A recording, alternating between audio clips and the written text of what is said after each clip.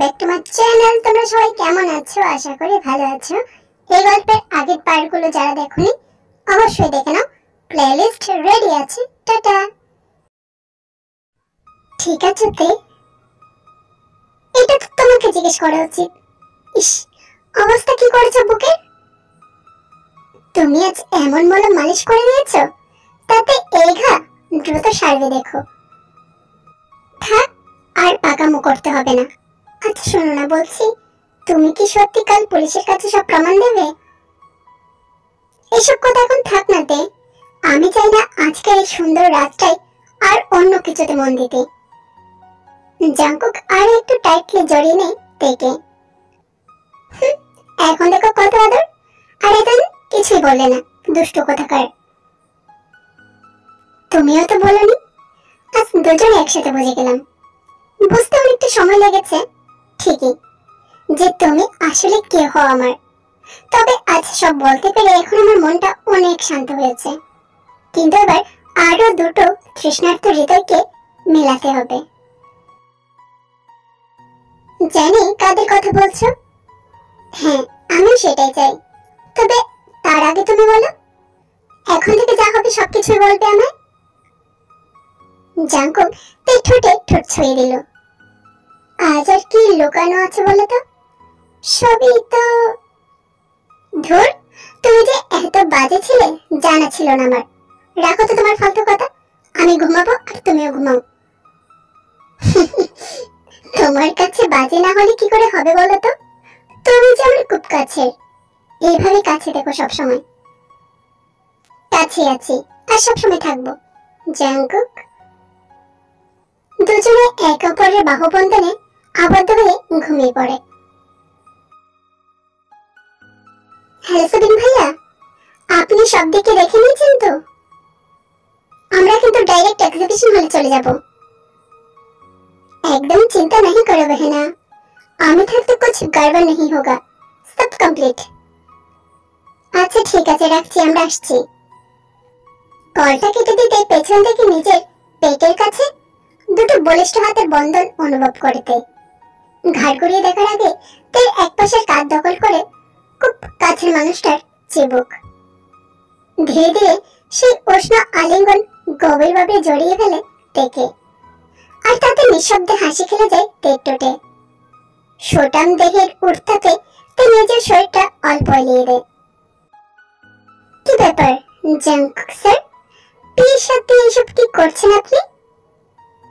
Romance? তুমি সকাল সকাল আমার আগে উঠে গেলে কেন? তে শব্দ করে হেসে ওঠে। তুমি রোম্যান্সের চক্করে ভুলে গেছো নাকি আজকের প্রোগ্রাম? দেখো জাঙ্কুক, অলরেডি 10টা বাজতে চাই, আমাদের কিন্তু ইমিডিয়েট বেরিয়ে যেতে হবে। ওদিকে সবিন ভাইয়া বলল সব অ্যারেঞ্জমেন্ট দেখে নিয়েছে, এবার তোমাকেও তো দেখতে হবে। বলো, তুমি তো বলেছো আজকের ব্যাপারটা আলাদা, এর সাথে বিদেশি ক্লায়েন্টের সাথে ডিল ফাইনাল হওয়ার যোগসূত্র আছে। জাঙ্কুক এক মনে তের দিকে তাকিয়ে আছে।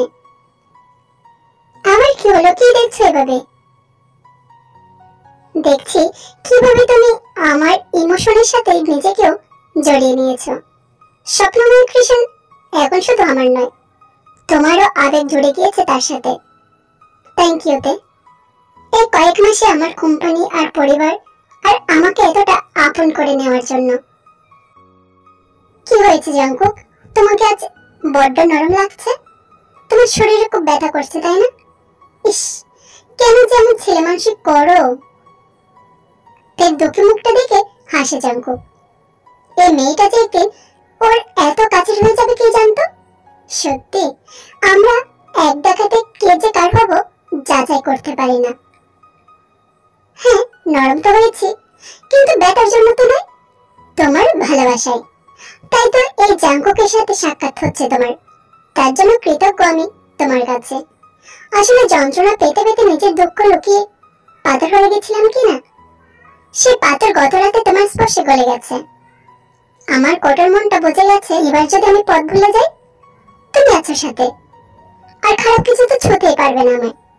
তবে চিন্তা নেই, আমার এই সফট কর্নার শুধু তোমার জন্য বরাদ্দ।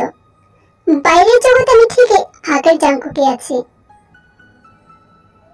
তাহলে তো আমি সুপার ন্যাচারাল প্রাপ্ত একজন নারী। পাথর গলানোর ক্ষমতা আছে আমার। থ্যাংক ইউ জাঙ্কুক, তুমি না বলে তো জানতামই না। বলেই তো হেসে ওঠে। তবে তোমার রিওয়ার্ড প্রয়োজন। জাঙ্কুকের ইঙ্গিত বুঝতে অসুবিধা হয়নি তাই লজ্জা পেয়ে বলে ওঠে, সব পাবে, তবে এখন নয়। আমি তো তোমারই। দিনের শেষে এখন থেকে আমার ঠাঁই তোমার বুকের মাঝে। জাঙ্কুক তো বাচ্চাদের মতো মুখ করে বলে ফেলল, একদম যোগ্য সঙ্গিনী আমার। কাজ ছাড়া কিছুই বোঝে না। তবে এই যে আমাকে পাল্টে দিলে, সেটার কি হবে? এখন থেকে তো যখন তখন আমার তরফ থেকে এমন আবদার লেগেই থাকবে। জাঙ্কুকের কথা শেষে তে আবারও খিলখিল করে হেসে ওঠে। সব আবদার মেনে নেব, সময়ে অসময় পূরণ করব। এখন চলো তো।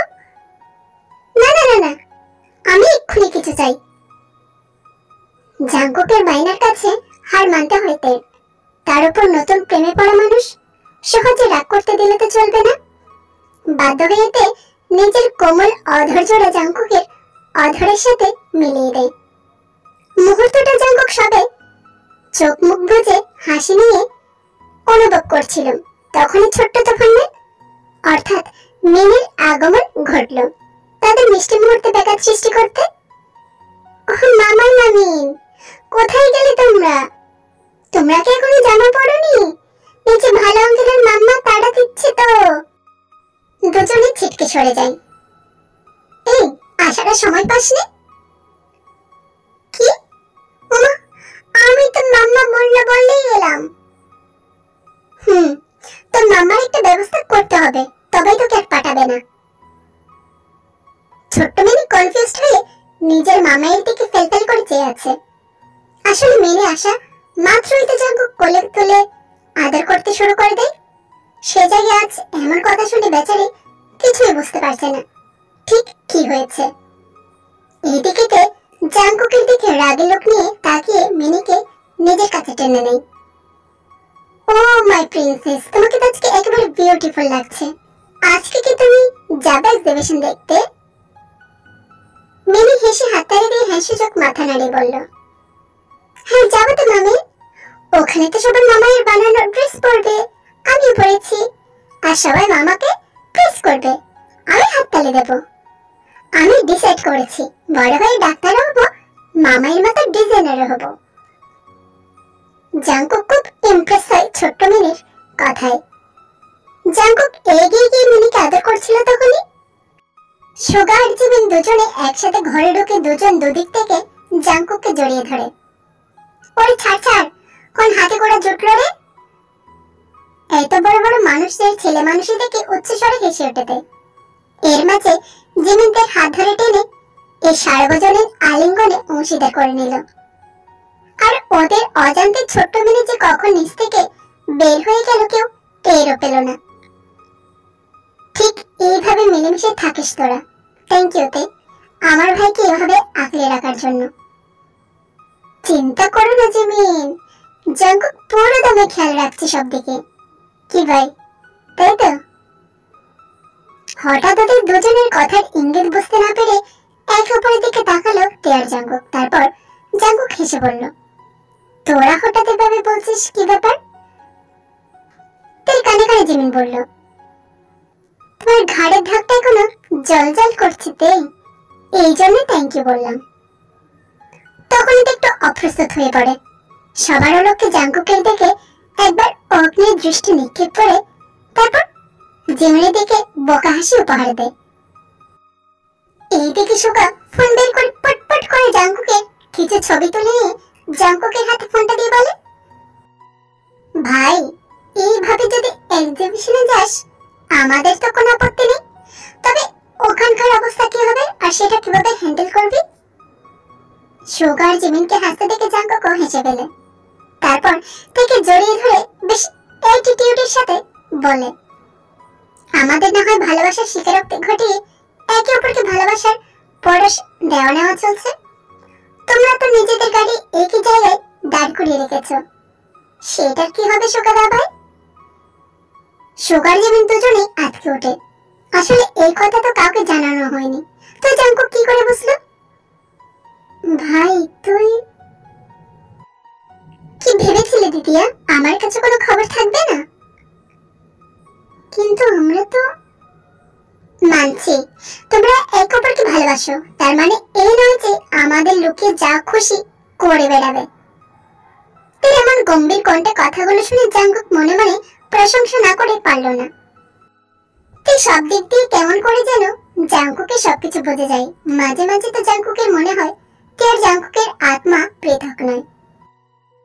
জিমিন ভেজা চোখে শোকার একটা হাত ধরে বলে, ভাই আমি মানছি খুব বড় ভুল করেছি, কিন্তু বিশ্বাস কর আমরা একে অপরকে সে কবে থেকে ভালোবাসি।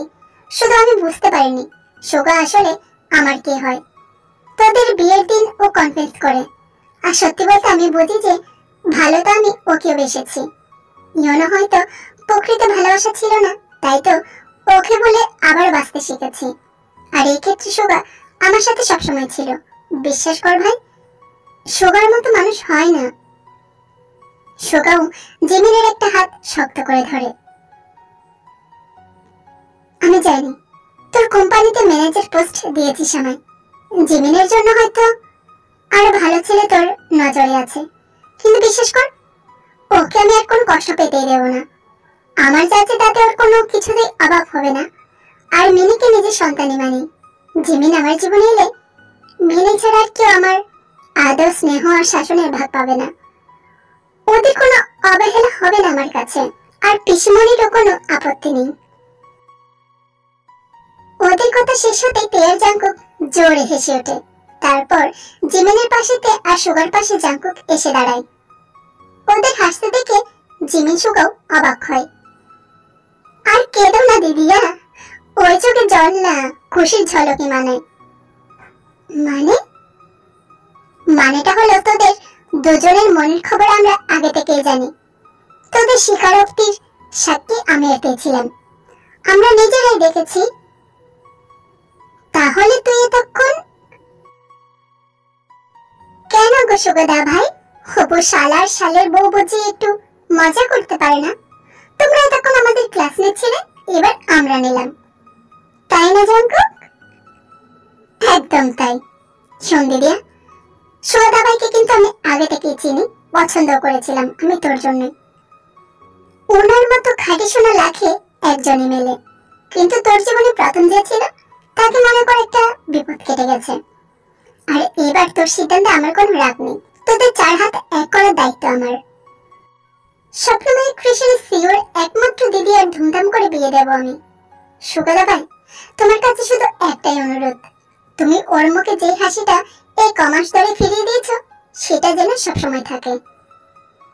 সুগা জাঙ্কুককে হাত করে আশ্বাস দেয়, আমি আপ্রাণ চেষ্টা করবো জাঙ্কুক।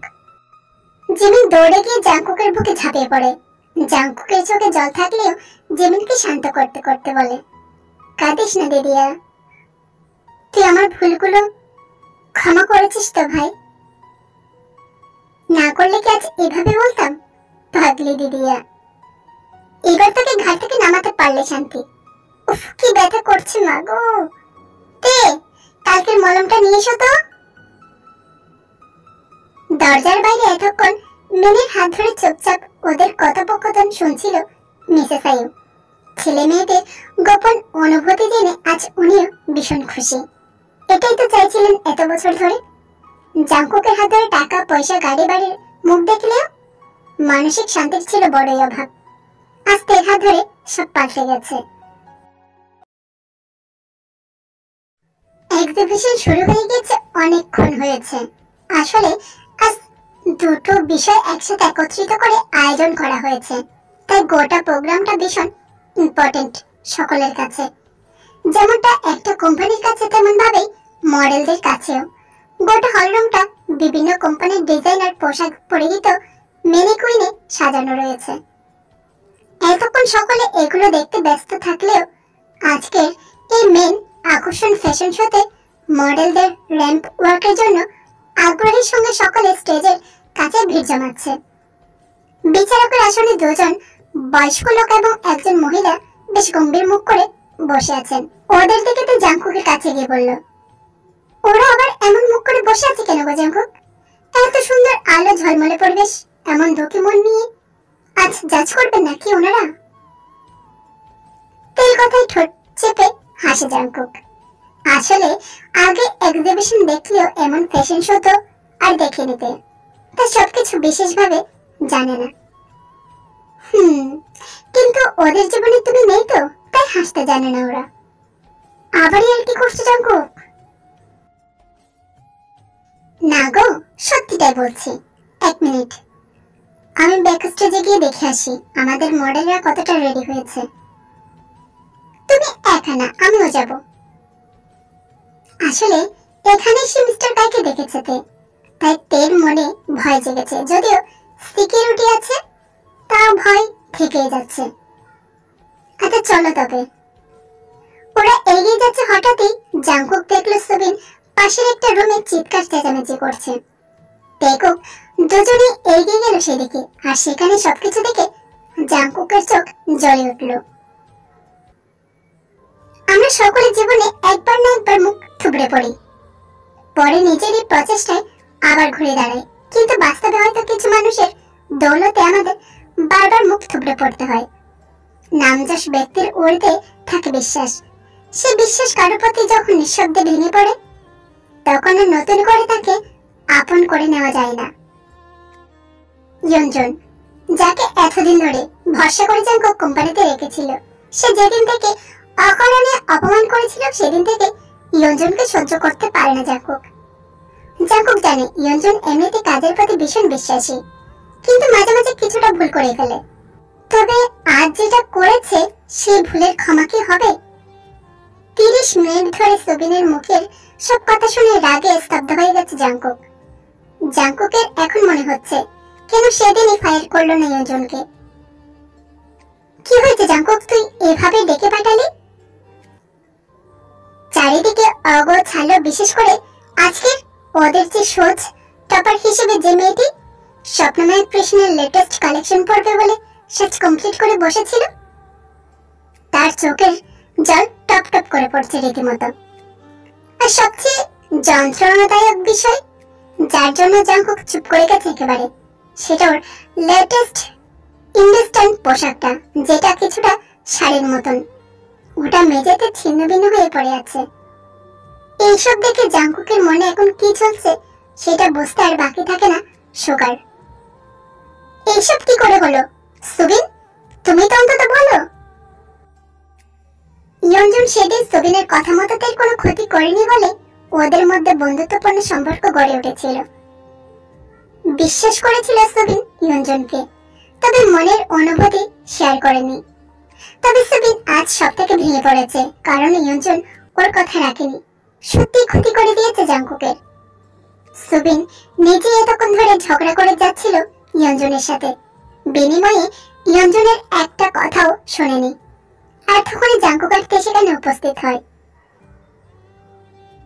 সুগাদা ভাই, কাউকে বিশ্বাস করা উচিত নয় জানো তো। আমি জানি দাবাইয়ের শত্রুর অভাব নেই, আর আজ ঘরের শত্রু বিভীষণকে দেখলাম। ইয়ঞ্জন আজকে দাবাইয়ের নিজের ডিজাইন করা ড্রেসটা নষ্ট করে দিয়েছে।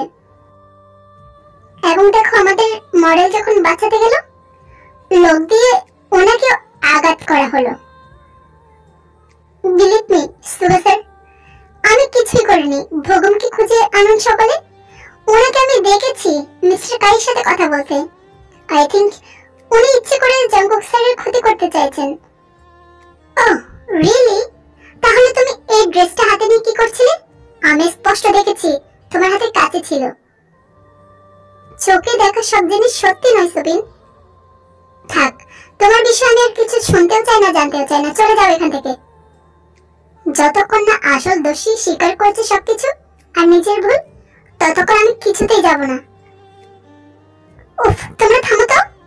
ইয়ঞ্জন, তুমি যদি এটা করে থাকো, তবে জাংকুক তোমাকে কোম্পানি থেকে বার করবে কিনা জানি না, তবে আমি ভবিষ্যতে আর কোনো কোম্পানি যেন তোমাকে জব অফার দিতে না পারে সেই ব্যবস্থাই করব। ইয়ঞ্জন আর নিজের হয়ে ডিফেন্স করলো না, তবে কি করে সত্যিটা বলা যায় তারই পরিকল্পনা করতে লাগলো নীরবে। তে কোথায় জাংকুক? উত্তর দেয়নি জাঙ্কুক। ওর দৃষ্টি এখনো ওই স্থির আছে নিজের ডিজাইন করা ড্রেসটার উপর। রাগে মাথা কাজ করা বন্ধ করে দিয়েছে। এই তো একটু ভালো থাকার ঝিলিক খুঁজে পেয়েছিল তার হাত ধরে। এত তাড়াতাড়ি ভগবান আবার দুঃখ পাঠিয়ে দিয়েছে ওর ঝুলিতে। যদিও বুঝতে পারছে মিস্টার কাজ ছাড়া এই কাজ আর কেউ করতে পারবে না। সুগা খবর পেলাতে বাড়িতে গেছে, কিন্তু কেন সেটা ধোঁয়াশা। এখন তো তার জাঙ্কুককে সামলানোর দরকার ছিল। জাঙ্কুকের কাঁধে সুগা হাত রাখলো। আমাদের পার্সোনাল শোরুমে আরো কয়েকটা ড্রেস রয়েছে, সেগুলো নিয়ে আসলে কেমন হয়? ওগুলো তো বেস্ট। আর এই যে মিস জেনি, আপনি পারবেন তো র্যাম্প ওয়াক করতে? আঘাত বেশি লেগেছে কি? মিস জেনি মনমরা হয়ে হ্যাঁ বলল। আসলে এই ফ্যাশন শোতে ওরও অনেকটা ইচ্ছে ছিল আজকের বিষয়টা নিয়ে। ড্রেসটা খারাপ হয় এবং সাথে আঘাত লাগায় নিজের খুশিটাও উড়ে গিয়েছে। সত্যি আর কিছু করার নেই সুগা ধামাই। মিস্টার খাই মোক্ষম সময় চা ছেড়ে দিয়েছে। আমি হেরে গেছি, হেরে গেছি। এইভাবে বলিস না, তুই হারতে পারিস না। একটা না একটা রাস্তা ঠিক বের হবে। তুই টপে আছিস আর সেখানেই থাকবি। কেউ ছলেবেলা হারাতে পারবে না তোকে। কিভাবে জিতবো? আমার বেস্ট ড্রেসটা নষ্ট হয়ে গেছে। জেনি এখানকার টপ মডেলদের মধ্যে একজন, তাকে আমি বেস্ট ছাড়া অন্য কিছু পড়তে দিতে পারি না। আমার জন্য সে আঘাতপ্রাপ্ত হয়েছে। এর থেকে খারাপ কি আর হতে পারে? I am sorry miss jenny, এই সব কিছুর জন্য আমি আপনার কাছে হাত জোড় করে ক্ষমা চাইছি। আমার আরো একটু সচেতন হওয়া উচিত ছিল। আর কিছু বলার সাহস পেল না সুগা। সুবিনকে ইশারা বলে জিমিনকে জাঙ্কুকের কাছে পাঠিয়ে দেয়। জিমিন অন্তত জাঙ্কুককে সামলাতে পারবে। সুগা এইসব ব্যাপার নিয়ে কিছু ডিসকাস করছিল। ঠিক তখনই সে সময় সুগার কাছে তার ফোন আসে।